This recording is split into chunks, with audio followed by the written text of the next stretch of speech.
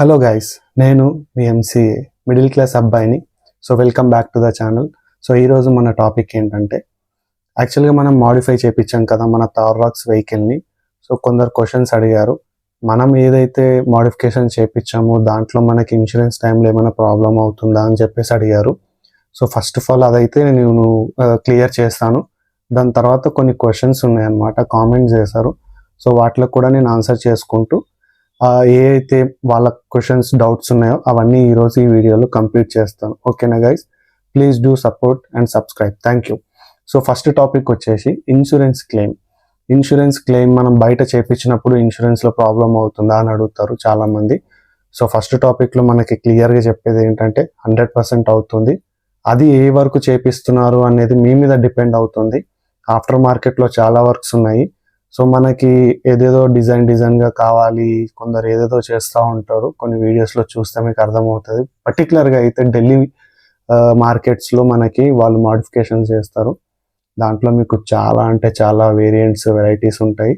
So అట్లాంటి మాడిఫికేషన్స్కి మాత్రం మీరు వెళ్ళకండి. నేనైతే చెప్పేది బేసిక్గా సీట్ కవర్స్ కానీ, చిన్న చిన్న ఇంటీరియర్ వర్క్స్ కానీ, ఇన్ఫోటైన్మెంట్ సిస్టమ్, స్పీకర్స్, సో ఇట్లాంటివి అయితే ఓకే, ప్రాబ్లం ఏముండదు. బట్ లైటింగ్ వర్క్లో కానీ మీరు ఏ వర్క్ చేయించినా గుర్తుపెట్టుకోవాల్సింది ఏంటంటే, వాళ్ళు ఏమైనా మన వైర్ని ట్యాంపరింగ్ చేస్తున్నారా. ఇన్ కేస్ వైర్ ట్యాంపరింగ్ చేస్తే మాత్రం ఇన్సూరెన్స్లో మాత్రం చాలా ప్రాబ్లం అవుతుంది.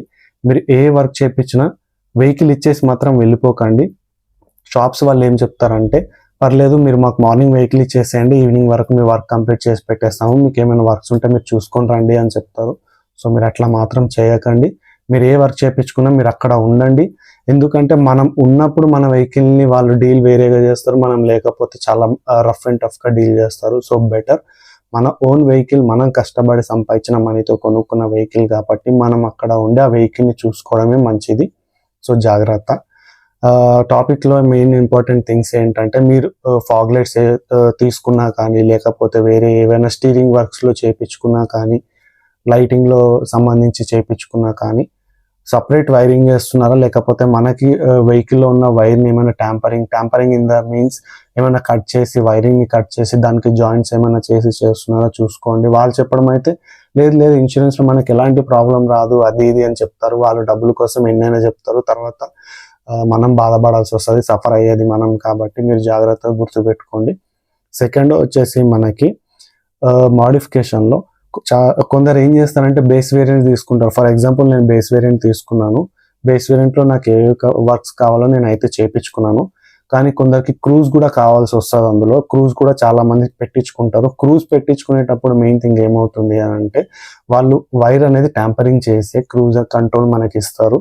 వితౌట్ వైర్ ట్యాంపరింగ్ క్రూజ్ ఎక్కడ రాదు. మీరు ఎవరైనా చెప్పినా కానీ నమ్మకండి. ఫస్ట్ థింగ్, క్రూజ్కి మాత్రం కంపల్సరీ ట్యాంపరింగ్ చేస్తారు. అది ఇన్సూరెన్స్లో మనకి ఎప్పుడైనా ఏమైనా ప్రాబ్లం అయినప్పుడు, మన వెహికల్ ఏమైనా డ్యామేజ్ అయినప్పుడు మీకు ఇన్సూరెన్స్లో క్లెయిమ్ చేసుకునేటప్పుడు ఫస్ట్ మీకు అదే అడ్డం కొడుతుంది. డెఫినెట్లీ ఈ పాయింట్ అయితే గుర్తుపెట్టుకోండి. ఓకేనా. మిగతా మాడిఫికేషన్ చేయించుకోండి, క్రూజ్ది మాత్రం స్కిప్ చేయమని అయితే నేను చెప్తాను. ఇంకా ఆ డిసిజన్ అనేది మీ మీద ఉంటుంది. ఇన్ కేస్ నాకేం ఫరక్ పడదు, నేను చేయించుకుంటా అంటే మీ ఇష్టం. ఓకేనా. సో క్రూజ్లో మాత్రం జాగ్రత్తగా ఉండండి.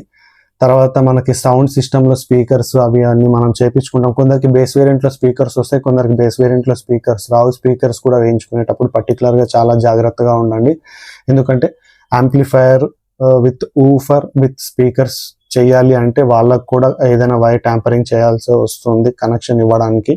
కొందరు ప్రొఫెషనల్గా మంచిగా చేస్తారు, వితౌట్ వైర్ ట్యాంపరింగ్ చేస్తారు. బట్ కొందరు ఏం చేస్తారంటే, మన బడ్జెట్ బట్టి ఫస్ట్ థింగ్ మనం గుర్తుపెట్టుకోవాల్సింది ఏంటంటే, మనం ఎప్పుడైనా కానీ మంచిగా వర్క్ ప్రొఫెషనల్గా చేయించుకోవాలి అనుకుంటే మనం ఆబ్వియస్లీ బడ్జెట్ అనేది మాత్రం ఇంక్రీజ్ అవుతుంది. సో ఆ బడ్జెట్ ఇంక్రీజ్ అయినప్పుడు మనకి ఏంటంటే వర్క్ కూడా అంతే పర్ఫెక్ట్గా ఉంటుంది. మనం బడ్జెట్లో ఎప్పుడైతే కాంప్రమైజ్ అవుతామో అప్పుడు వర్క్లో కూడా కాంప్రమైజ్ అవ్వాలి. సో మీరైతే అది గుర్తుపెట్టుకోండి. ఓకేనా. సో ఈ స్పీకర్స్, యాంప్లిఫైయర్, ఇవైతే ఊఫర్ బాక్స్ ఏవైతే ఉన్నాయి కదా, దానికి మోర్ పవర్ కావాలి సౌండ్ క్వాలిటీలో, కాబట్టి అది కూడా జాగ్రత్తగా చూసుకోండి. అందరు అట్లా చేస్తారని చెప్పను, బట్ కొన్ని షాప్స్ ఉన్నాయి. సెకండ్ వచ్చేసి మనకి లైట్ వర్క్ చేయించుకుంటారు కదా. ఈ మధ్య ఏంటంటే ambient లైట్ అని చెప్పేసి వస్తుంది. ambient లైట్ చాలా మంది పెట్టించుకుంటున్నారు. అదొకటి మీరు చూసుకోండి లైటింగ్ చేసేటప్పుడు. సో ఏవేవి వాళ్ళు ఏం వర్క్ చేస్తున్నారు ఏంటనేది ఒకటి జాగ్రత్త. థర్డ్ వన్ వచ్చేసి సీట్ కవర్స్లో సీట్ కవర్స్లో మెయిన్ ఏంటంటే ఇప్పుడు air bag friendly seat covers అని చెప్పి వేస్తున్నారు. బట్ సీట్ కవర్స్ మీరు తీసుకునేటప్పుడు చాలా జాగ్రత్తగా ఒక మనిషిని అయితే అక్కడ ఉంచండి. లేకపోతే మీరు ఉంటారా, లేకపోతే మీ ఫ్రెండ్స్ ఉంటారా, ఫ్యామిలీ మెంబర్స్ ఎవరైనా ఓకే, బట్ ఒక పర్సన్ అనేది పర్టికులర్గా ఉండాలి. ఇది నా పర్సనల్ ఎక్స్పీరియన్స్తో చెప్తున్నాను. లేదు అంటే మాత్రం అది ఫిట్టింగ్ లేకపోయినా దాన్ని కట్ చేసేసాం కదా, ఇప్పుడు వేస్ట్ చేయడం ఎందుకు అని కస్టమర్ మీదకి రుద్దేస్తారు. సో మీరు మాత్రం మీ సీట్ కవర్స్ సీట్కి సెట్ కాకపోతే నాకు ఇది అవసరం లేదు, నాకు ఇది ఎక్స్చేంజ్ చేయండి, లేకపోతే దీన్ని ప్రాపర్గా నాకు ఫిట్టింగ్ చేసి ఇవ్వండి అని చెప్పేసి మాత్రం చెప్పండి.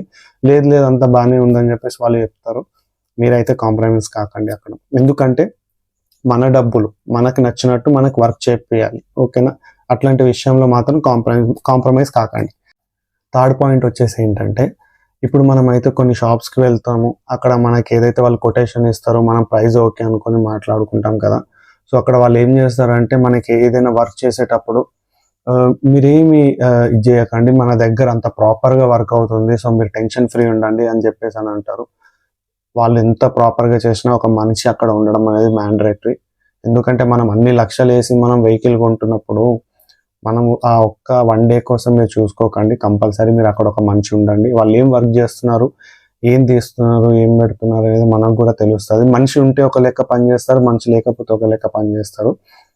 పర్సనల్గా నా ఎక్స్పీరియన్స్ అయితే ఏంటంటే, నేనున్నా కాబట్టి నా వెహికల్ అనేది ప్రాపర్గా ఫిట్టింగ్ తీయడం, ఫిట్టింగ్ ఇన్సర్ట్ చేయడము చాలా జాగ్రత్తగా చేస్తారు. అదే నేను లేననుకోని తీసేసి ఇట్లా ఇసిరి అక్కడ పెట్టి ఇక్కడ పెట్టి అన్నీ చేస్తారు. అదైతే మీరు గుర్తుపెట్టుకోండి, ఓకేనా? ఇట్లాంటి విషయంలో మాత్రం కాంప్రమైజ్ కాకండి. ఇంకొక మన బ్రదర్ అడిగింది ఏంటంటే, అన్న ఇప్పుడు మీరు కంపెనీ నుంచి వచ్చిన స్టీల్ రిమ్స్ తీసేసి ఆఫ్టర్ మార్కెట్ ఎలాయ్స్ వేయించుకున్నారు కదా, సో దానివల్ల మీకు ఏమైనా ప్రాబ్లం వస్తుందా, సో దానివల్ల మనకి మైలేజ్లో ఏమైనా ఇంక్రీజ్ అవుతుందా డిక్రీజ్ అవుతుందా అని అడిగారు. సో ఫస్ట్ పాయింట్ వచ్చేసి, మనము ఎలాయ్స్ వేయించుకున్నాము ఆఫ్టర్ మార్కెటే, బట్ అది వచ్చేసి company alloys. After market alloys neo alloys అని ఉంటాయి. సో ఎలా ఉంటాయంటే అవి స్టైల్గా డిజైన్గా ఉంటాయి. సో ఆ ఎలాయ్స్ మనం తీసుకోకూడదు, ఎందుకంటే చాలామంది అవి తీసుకుంటారు స్టైల్ కోసం అని చెప్పేసి. అవి నా వారంటీ, నా షూరిటీ, నా గ్యారంటీ ఏమి ఉండవు. దాని మీద మనకి ఎప్పుడైనా ఏమైనా రిస్క్ జరిగితే మాత్రం కంపెనీ నుంచి మనకి ఎట్లాంటి క్లెయిమ్స్లో మాత్రం సపోర్ట్ ఉండదు. వాళ్ళు ఫస్ట్ పాయింట్, మీరు ఆఫ్టర్ మార్కెట్ ఎలాయ్స్ అవి ఎందుకు ఎంచుకున్నారని చెప్పేసి మన ఇన్సూరెన్స్ అనేది రిజెక్ట్ చేసేస్తారు. అదొకటి గుర్తుపెట్టుకోండి. సెకండ్ వచ్చేసి, మనం రిమ్స్ తీసి ఎలాయ్స్ వేసుకుంటాం కదా, మన మైలేజ్ అది పెట్రోల్ అయినా కానివ్వండి, డీజిల్ అయినా కానివ్వండి, మైలేజ్ అనేది పెరుగుతుంది కానీ తగ్గదు. ఎందుకంటే రిమ్స్ అనేది అది వెయిట్ ఎక్కువ ఉంటుంది. సో రిమ్ సైజ్ పెరిగే కొద్దీ వెయిట్ పెరుగుతుంది, వెయిట్ పెరిగే కొద్దీ మైలేజ్ అనేది డిక్రీజ్ అయిపోతుంది, ఓకేనా? సో ఎలాయ్స్లో అలా ఉండదు. మీకు ఎలాయ్స్ చాలా స్మూత్ ఉంటాయి కాబట్టి ఎలాయ్స్ ఇన్స్టాల్ చేసిన తర్వాత మన మైలేజ్ అనేది ఆబ్వియస్లీ ఇంక్రీజ్ అవుతుంది, డిక్రీజ్ కాదు. అదొకటి గుర్తుపెట్టుకోండి.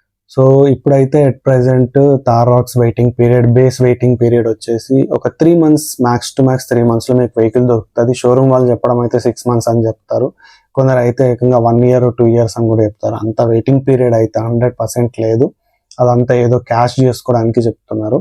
సో మ్యాక్స్ టు మ్యాక్స్ 3 monthsలో మీకు వెహికల్ అనేది దొరికేస్తుంది. బట్ ఒక్కటి ఏంటంటే, మీరు అనుకున్న కలర్ దొరకకపోవచ్చు. ఎందుకంటే నేను కూడా రెడ్ కలర్లోనే నాకు కావాలి అనుకున్నాను బేస్ వేరియంట్లో, బట్ నాకు రెడ్లో దొరకలేదు, వైట్లో దొరికింది. స్టిల్ నేను చాలా హ్యాపీ, ఎందుకంటే వైట్ చాలా బాగుంది. మీరు పర్టికులర్గా కలర్ ప్రిఫరెన్స్ పెట్టారు షోరూమ్ వాళ్ళ దగ్గర అంటే మాత్రం వాళ్ళైతే మీతో ఒక గేమ్ ఆడుకుంటారు. సో బెటర్, మీకు వెహికల్ కావాలి అనుకుంటే కలర్స్లో అయితే కాంప్రమైజ్ అవ్వాల్సి వస్తుంది. పర్టికులర్ కలర్ అంటే మాత్రం అది ఎప్పటివరకు దొరుకుతుందో ఎవరికి తెలియదు. ఈ 6E 9E వచ్చాయి కదా మహీంద్రాలో, ఇవి మనకి ఇమీడియట్గా దొరుకుతున్నాయా, లేకపోతే అవి కూడా ఏమైనా వెయిటింగ్ పీరియడ్ ఉందా అని అడుగుతున్నారు. చూడండి, మహీంద్రాలో ఏదైనా వెహికల్ లాంచ్ చేస్తారు కదా, వెహికల్ లాంచ్ చేసిన ఒక 6 to 8 months వరకు అయితే మనకి వెయిటింగ్ పీరియడే ఉంటుంది. దాంట్లో ఎట్లాంటి డౌట్ లేదు. ఒక 10 months వరకు అయితే వెయిటింగ్ పీరియడ్ ఉంటుంది. కానీ ఇప్పుడు ఈ ఎలక్ట్రిక్ వెహికల్స్ ఏవైతే ఉన్నాయో వాటిలో మాత్రం మీకు కొంచెం తొందరగా ఎర్లీగా కంపేర్ టు ఈ పెట్రోల్ డీజిల్ వెహికల్స్ కంటే ఇవైతే తొందరగా దొరికే ఛాన్సెస్ ఎక్కువ ఉన్నాయి. ఎందుకంటే మార్కెట్లో ఇప్పుడు వెహికల్స్, ఎలక్ట్రిక్ వెహికల్స్ వస్తున్నా, సో పబ్లిక్ అనేది వాటి మీద అంత ఇంట్రెస్ట్ అయితే చూపించట్లేదు. ఎందుకంటే చాలా మందికి ఈ ఛార్జింగ్ ఇష్యూస్ ఉంటాయి, లేకపోతే బయటికి వెళ్ళినప్పుడు, లాంగ్ ట్రిప్స్కి వెళ్ళినప్పుడు నేను ఛార్జింగ్ ఎక్కడ పెట్టుకోవాలి, నాకు పెట్రోల్ డీజిల్లోనే బెటరు అని చెప్పేసి అట్లా కొందరు కాంప్రమైజ్ అవుతున్నారు. కొందరు ఏంటంటే ఎలక్ట్రిక్ వెహికల్స్ అనేది ఇప్పుడిప్పుడే జస్ట్ మన ఇండియన్ మార్కెట్లోకి వస్తున్నాయి కాబట్టి, సో అది ఇంకా మనం దానికి కొంచెం టైం ఇవ్వడమే బెటర్, అది పర్ఫెక్ట్గా సెట్ అయ్యే వరకు మనం ఎలక్ట్రిక్ వెహికల్స్ సైడ్ వెళ్ళకూడదని కొందరు ఆలోచిస్తున్నారు. ఓకేనా. ఇప్పుడు ఈ 9E 6E vehicles, electric vehicles నన్ను అడిగితే ఎవరికి సెట్ అవుతుంది అని అంటే, ఓన్ హౌస్ ఉండి మంచి పార్కింగ్ ఉండి ఎలాంటి ప్రాబ్లం లేదు పార్కింగ్లో అనే వాళ్ళ ఈ ఎలక్ట్రిక్ వెహికల్స్కి వెళ్ళండి. తర్వాత సెకండ్ వెహికల్గా అయితే ఈ ఎలక్ట్రిక్ వెహికల్ బెస్ట్ అని నా ఒపీనియన్. ఎందుకంటే మీరు ఎక్కడైనా ఫ్యామిలీస్తో వెళ్ళినప్పుడు బయట ఛార్జింగ్ లేదు, ఛార్జింగ్ అయిపోయింది అనుకోండి, తోసుకుంటూ వెళ్ళాలి తోపిడి బండి లాగా. సో అదొకటి ప్రాబ్లం ఉంటుంది. నేను అందుకనే ఏం చెప్తున్నానంటే, డీజిల్కి వచ్చే డేస్లో డీజిల్ అయితే ఎలా అయినా ప్రాబ్లమే. సో కొన్ని డేస్కి ఒక 5 to 10 years వరకు అయితే పెట్రోల్ వెహికల్స్ ప్రిఫర్ చేసుకోండి. లేదు నాకు ఎలక్ట్రిక్ వెహికల్ కావాలంటే అది మీ డిసిజన్ కాబట్టి దానికి మీ ఇష్టం. సో ఈ B6E 9E ఏవైతే వెహికల్స్ ఉన్నాయి కదా, వీటికి చార్జర్ అనేది సపరేట్ తీసుకోవాలి మీరు. ఓన్లీ చార్జర్ ఎంత పడుతుంది అంటే 70,000 పడుతుంది ఎలక్ట్రిక్ వెహికల్స్కి. సో వెహికల్ కాకుండా మళ్ళీ ఇది ఒకటి సపరేట్గా అయితే మనం తీసుకోవాలి. వాళ్ళు వచ్చి ఇన్స్టాలేషన్ చేస్తారు, మనకి ఒక పాయింట్లో పెడతారు. మీరు డైరెక్ట్ ఛార్జింగ్ అనేది అక్కడి నుంచి ఇన్సర్ట్ చేసుకోవడం, రిమూవ్ చేసుకోవడం అనేది జరుగుతుంది. లాస్ట్ క్వశ్చన్ వచ్చేసి మన బ్రదర్ ఒకటి అడిగింది ఏంటంటే, అన్న మీరు తీసుకున్నారు కదా పెట్రోల్లో థార్ రాక్స్, అది మైలేజ్ ఏమిస్తుంది అని చెప్పేసి అడిగారు. అట్ ప్రెజెంట్ అయితే నేను ఇంకా మైలేజ్ టెస్ట్ చేయలేదు. నేను వెహికల్ తీసుకున్న తర్వాత ఒక్కసారి ట్యాంక్ ఫుల్ చేయించుకొని అదే ట్యాంక్ ఫుల్లోనే ఇప్పటికీ నేను వెహికల్ అనేది రన్ చేస్తున్నాను. సో అది ఇంకా కంప్లీట్ అవ్వలేదు. నేను ఇంకా లాంగ్ ట్రిప్స్ ఎక్కడికి వెయ్యలేదు. యాక్చువల్గా రిజిస్ట్రేషన్ పెండింగ్ ఉంది. ఆ రిజిస్ట్రేషన్ అయిపోయిన తర్వాత లాంగ్ ట్రిప్స్ వేస్తే నాకు కూడా ఒక క్లారిటీ వస్తుంది. అది కాకుండా నేను మైలేజ్ టెస్ట్ కూడా దీని మీద ఓన్లీ 1 లీటర్ పెట్రోల్ వేసుకొని మైలేజ్ టెస్ట్ అనేది కూడా ట్రై చేస్తాను. ఇన్ కేస్ వెహికల్ 1 లీటర్లో మూవ్ అయింది అంటే మాత్రం ట్రై చేస్తాను. అది కూడా మీకు ఒక వీడియోలో చెప్తాను. ఓకేనా. Thank you guys. Please do support and subscribe. Thank you. Love you all.